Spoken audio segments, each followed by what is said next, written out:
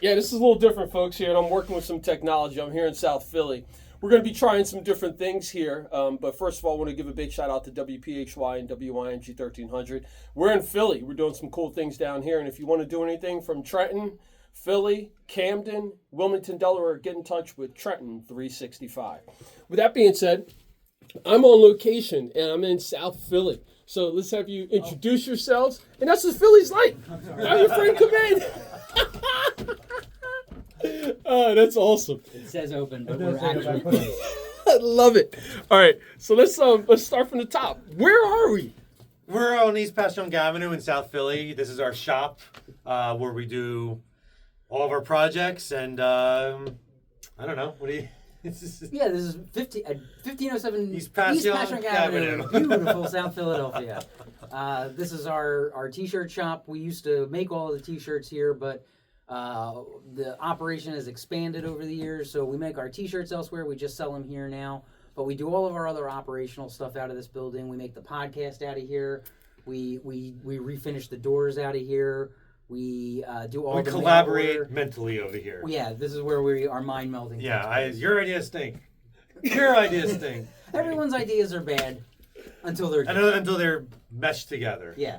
Now I'll tell you what the awesome thing about that is we can tell how long you guys have known each other because you've just vibed off of each other and you didn't even tell us where we are or who you are. So let's get started with that.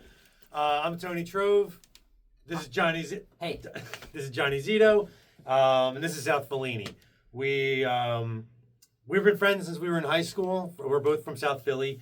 We've been collaborating since then, and this is just sort of I say this is like our creative umbrella. So we've made comic books, we've made horror movies, we do artwork, we do graffiti. I don't know, not graffiti. Giant pieces of art. And we make a podcast, and we sell a lot of T-shirts. Mm-hmm. Yeah, and then also, too, Johnny was talking earlier, you guys are also really into mid-century architecture. So let's talk about that a little bit. Yeah, Philadelphia has a great history of doors and railings and windows and pieces from the mid-century that you can't find anywhere else.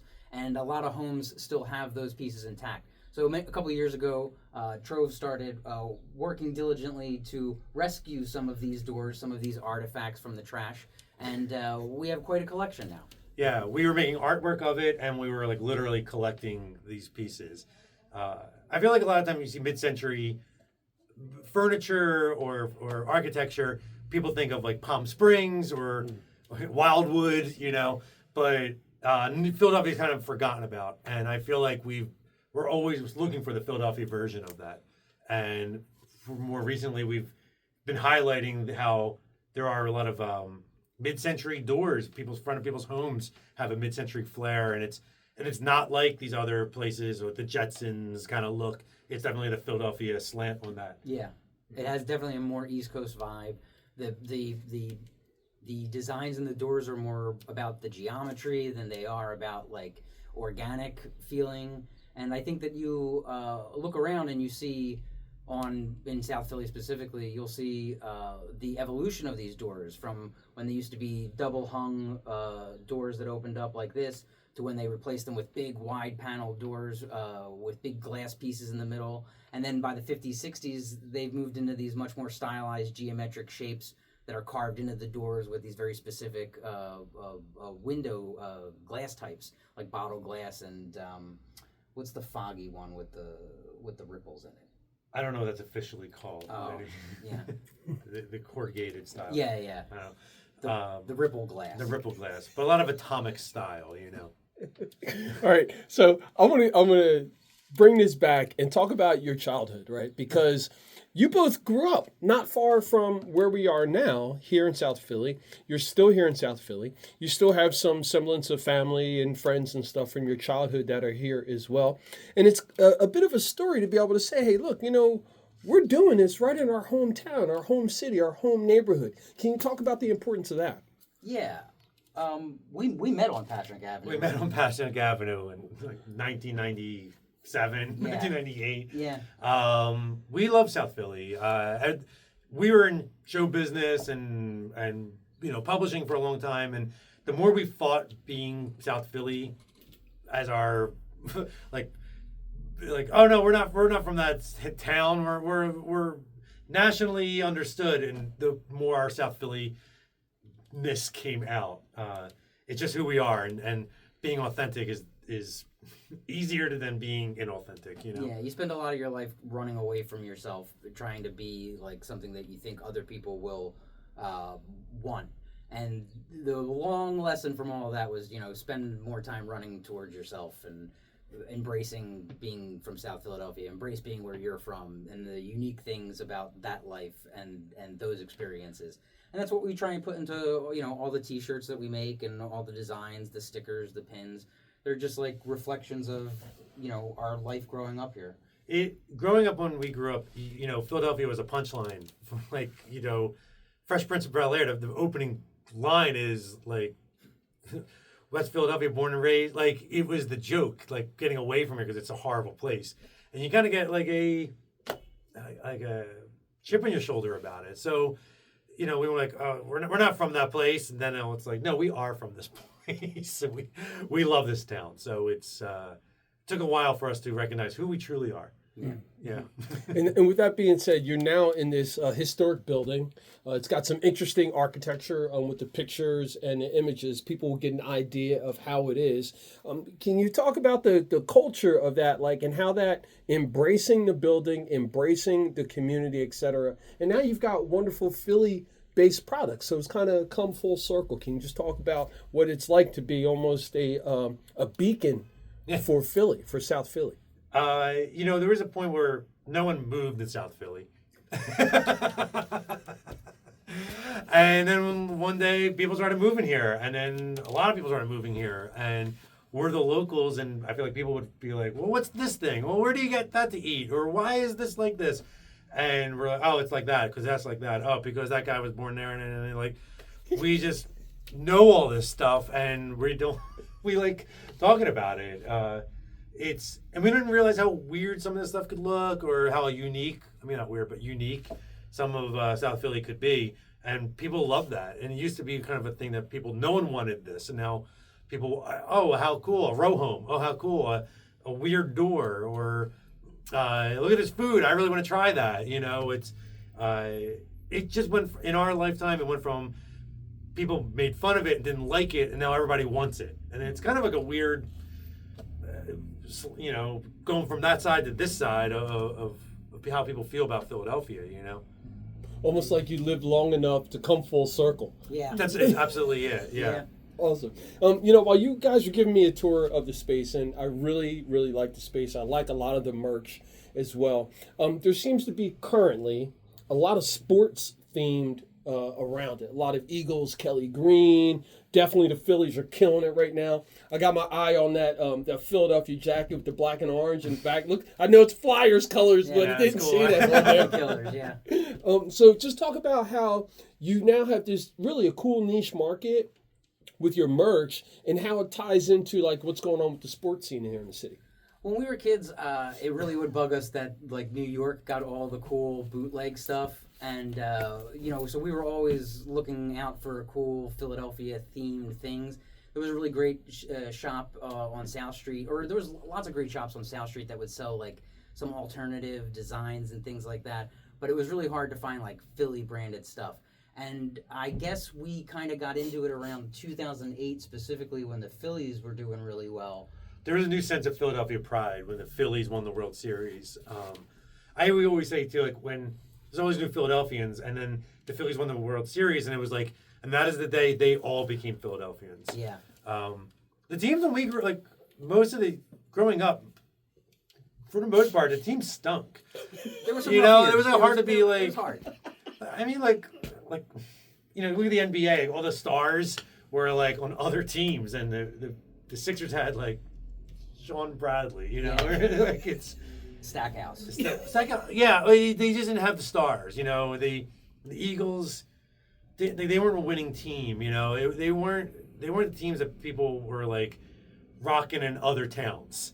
You know what I mean? It wasn't how everybody wore like a Bulls jersey. No one was wearing. You know what I mean? Like it wasn't like that. It was kind of hard to be like, oh, I'm a Phillies fan, or I'm a Eagles fan, or a Sixers. It just wasn't like that. And then one day, like the switched, and people like love these teams, and we're like, oh, we already love these teams. It's easier to become proud of them, you know? Yeah. And I also want to add to that, there's this regional culture that you touch in your merch as well. I mean, you guys are right next to a Tasty John, which is a lock on a tasty cake. And then we also have the Wawa knockoff of that sort of. And those things are like, everybody understands it and everyone gets it. Can you talk about how your design aesthetic is to be in tune what's going on culturally and in your neighborhood, and then recognizing, hey, there's an opportunity for us to do some cool merch off of this? Well, I think a lot of the merch that we do kind of comes from what we lived as kids. So the authenticity in the shirts comes from jokes or phrases or ideas that have kind of been hovering around. There's a lot of nostalgia type of stuff. Yeah. And it's like, I knew a lot of people move here and are like trying to find that thing. We're like, oh, here's a weird thing. I remember that when I was a kid, or like just things we grew up with. It's really easy for us to come up with stuff because it's like it's just the things that were around us, you know. And it's like the world used to be a little bit different in the way that like media markets were chopped up. So like Philadelphia had all of its own unique versions of things, you know. So we have our own little tasty cakes are our version of Little Debbie or whatever the national brand is, Twinkies, right? And Wawa is our version of 7-Eleven, and like these things, the rest of the country had Bozo the Clown. We had Captain Noah, right? You know, like right. It's there's a specificity to the Philadelphia media market that kind of disappeared over the late 90s, early Y2Ks. And I guess we just like dip into that. We really, really love that. We love old TV and old commercials and local brands that growing up, we thought they were national brands. And then it was like, wait, you guys ever had a Frank's soda? You know, like, the soda machines were everywhere. Yeah. It was unimaginable, the idea that people all over the world weren't enjoying black cherry Wishniak soda. Let me tap the Mac machine and buy some Wishniak soda and a tasty cake.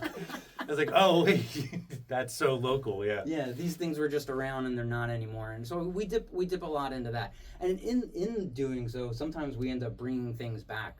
Things people are like, oh my God, I remember. Like we've really held on to Veterans Stadium.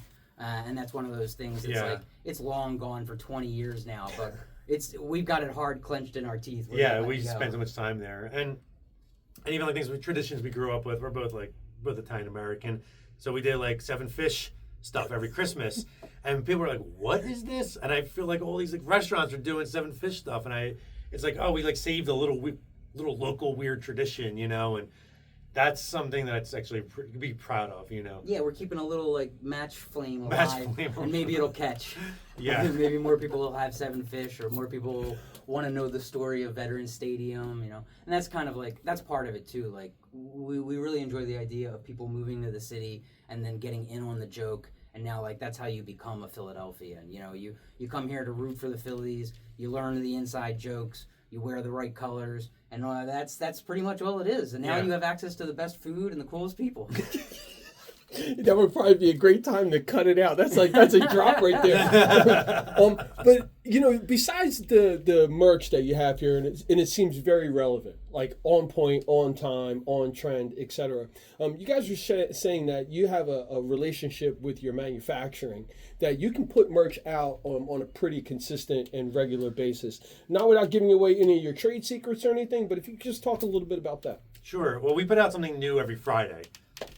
We follow a lot of, you know, clothing brand. Like we have a very specific way we do things, but you know, there's a lot of really successful clothing brands do a consistent drops. You know, Nike puts out sneakers every whatever. Supreme puts out a new thing every Thursday, whatever. So we were like, oh, if we can do that, if we can produce at that rate, if you don't like this thing, come back next week. You'll like next thing way better. Some of this stuff hits. Some of this stuff, I don't want to say bombs, but there are just some things that really catch on. And we go, oh, people really like, you know, Wawa John stuff. Like, let's make another version of that. So because we can produce so fast and we collaborate and we both can draw, it allows us to produce at the rate we can produce, figure out what people like, produce super fast because it's a weekly thing. And some of the things are timeless, some of the things are very of that moment, you know. So that's kind of like how we could do it. I mean, I think sometimes we get this shirt on Thursday and we're putting it out on Friday, taking the promos Thursday night, you know? Yeah. We like to try and be prepared, but that's not always the case. Sometimes something happens in the news, all of a sudden the Phils or the Sixers are having a postseason run. So, you know, the schedule goes out the window and we have to produce something else. Yeah. It's like, how many red shirts do we have? What can we do with this? I-95 is shut down. We should make an I-95 t-shirt. Yeah. You know, it's like... All right, and so with that, it's not just merch like wearable merch. I mean, so we got some bottles over here, Yep. you know, because Philly's a big biking and walking Right. community. So you got some water bottles over there. You have a whole bunch of stickers that are all very Philadelphia inspired. And one of the ones that's catching my eye is the one that's Fairmount Park, but it's similar to Jurassic Park. Yeah. Like those things to me are just like awesome, ingenious and creative things that you're all doing. So can you talk about how what you're doing is not just with clothing and wearable merch, but it's also being in tune to know, hey, look, we got to get some stickers, we need to get some pins, we can do some visual art pieces, etc. Trov came up with a great phrase to describe this a few years ago: apparel for the Philadelphia lifestyle. And I really love that, and I like that. You know, we're making hats, we're making bottles or pins, but it's all supposed to exemplify this kind of like attitude and this kind of like approach to life of like making your own luck, doing it your own way, and like all of these jokes. It's like if you know, you know, and there's like being one step ahead of people. That's like the Philadelphia lifestyle. That's the aspirational goal. Yeah, and I think like when we opened, we were just printing T-shirts, and then we go, oh, let's try hats, and let's try pins, let's try stickers. So when people are like into a lifestyle, like a true lifestyle brand, it's almost like we're like making fun of lifestyle brands, but at the same time, we became a lifestyle brand. It was a parody of a lifestyle brand, and then it was a lifestyle. Then it became a lifestyle brand. And now it's your lifestyle. Now it's our lifestyle. Yeah. But yeah, that's it. Because it's like, oh, it'd be funny if we had a spoof, like a water bottle. That's what all these lifestyle brands have. And then we have these things. And then, like, wait, are we a lifestyle brand? So it's, you know, you're making fun of something hard enough that you become that thing. Yeah. So. I mean, I guess part of it too is like we're always trying to push the Philadelphia exceptionalism, the excellence of Philadelphia. So like not just the stuff that's on the merch, but if we can keep people remembering, Princess Diana in the Eagles shirt or the 1926 World's Fair, that's like important Philadelphia ephemera that like makes people want to visit, gives people an idea of the city and the brand and like what it means. Metaphorically, more than just as a, concrete, And we don't, plot of land. we also like don't talk, our shirts don't say like New York sucks or something like that. We have like Philadelphia is great, not this other thing is bad. So we're trying to push like a positive energy, I guess, and that kind of thing. It's easy to say something, you hate something. It's hard to say you love something, and not to be all like the philosophy of it, but we always kind of have a positive spin on the things that we're producing, even if it's like tongue in cheek. That's kind of like our mantra with all the designs. We're never making fun of something. We're always pushing a positive view on these things. And I want you to know that was very evident when I first reached out to you Yeah. as well, doing some research on you guys. And kudos for that. Can you both just touch a little bit on the importance of social justice from the standpoint of, hey, this is Philly, this is who we are, this is what we stand for, and the importance of that being out front when we're talking to others and trying to improve communities? Philadelphia is a diverse city. It's a multicultural town.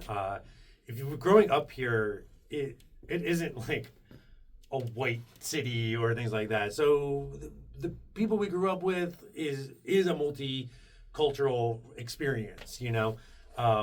Everyone who comes through here, it's like it's all over the board. It's old people, young people. It's like every part of the population that lives in the city comes through here.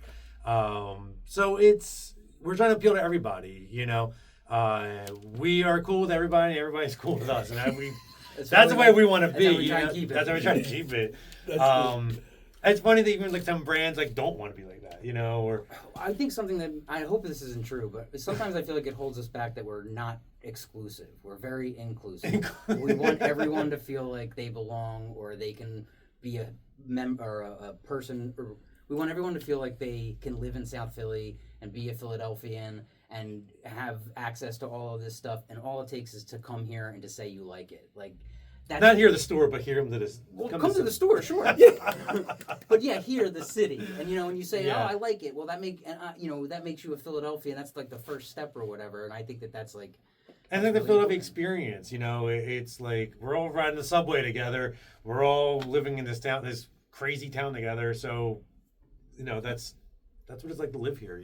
There's a class unity too that we grew up with that was really interesting because, like Trov said, it was very multicultural even when we were kids. There's lots of these different communities living butt up against one another, but all your dads work in the same place. They all take the subway together. You all go to the same little schools and little churches together. So like you're like forced into these different communities and learning about it. And really the thing that unites everybody is that like you're all in the same class. You're all in the same struggle. Your families are all going through the same thing. You all live in the same little brick houses right next to one another. You can hear each other's problems if they're not your problems yourself. And so, like, I don't know, just growing up with that in general, I think it makes you a little bit more empathetic to what's going on and, like, what the people across the street are experiencing. Even when it comes to, like, new businesses opening up on the avenue, being like, hey, that first year is going to be rough. We know. We lived it. And trying to be supportive of other people and what they're trying to accomplish. And then, all boats rise on a tide. I went to a public music school, not the one the Roots went to. I went to the other one. Or Boys to Men, depending how old you are. None of the famous ones. But, being music and, like, music is like like, everyone is participating in this thing. Like, being choir. Everyone experiences it and everyone participates in it the same way. It is definitely a thing that, I don't know. I'm happy to have like a public school experience like that, and to be like in a school that it's as long as you're in music, you're here and you're playing. It's a great, I don't know what to say, unified thing to perform music. So I would definitely say that's a great way to experience the city. And we both went to Temple University, which is like the most diverse college you can go to. Yeah. Temple is Philly. Yeah. Temple is Philly, yeah. Yep. All right, so finishing up, and thank you for your time. Of course. And the introduction to your wonderful shop and so forth. Finishing up, 2024 is just about halfway over. And we're going into, the fall season, back to school and all those things. Can you just talk about some of the things that you have going on right now so we can get some folks to come through South Philly and check you guys out? Well, we have, I don't know when this is going to drop, but we have a live show. We do a lot of like extra media stuff, and Trov is putting out his second concept album this year. And we're going to be premiering that September 6th at Philamoka. Yeah. We're doing a liquid liquid light show. We have a like a lost media project, so all old commercials. And we like string them all together and kind of chop them all up, and we're gonna screen that as well. So it'll be like a night with South Fellini and our media. So that's September 6th. I think September 19th or 20th, we're having the cookie pop up. Oh yeah, we're gonna have people make. We have a person who's you want to give her a shout out or? Jeez, the name. I have to look it up. Maybe scratch it. Yeah, maybe. We're hosting an artist who's going to make cookies of all of our designs. We're doing super cool. We're doing pop-ups for First Fridays. We're going to be doing more. We're doing a First Friday right in October. We have a lot of unique Christmas stuff coming out. We have new ornaments coming out. We have Halloween stuff, and we're also we're refurbishing some of our door collection, and we're selling off some of it. So I don't know if we'll be out of doors by the time this comes out, but we've been we've been trying to put out one a week right now, and it's ambitious. We also produce a podcast called Legends of Philadelphia. We just put out 20 new episodes of it, and we're going. And it's Philly history. Yeah, it's all Philadelphia history, and we're going to go behind the $5 paywall for a few months. And so, if you are interested in all that free content, check us out on Patreon, and then we'll be back with more free stuff in January, February, Which is on YouTube and Apple. Yeah, Spotify. and all that. Yeah. Awesome. Johnny and Tony Trov, thank you so much for your time here at South of Fellini. Thank you. Thanks.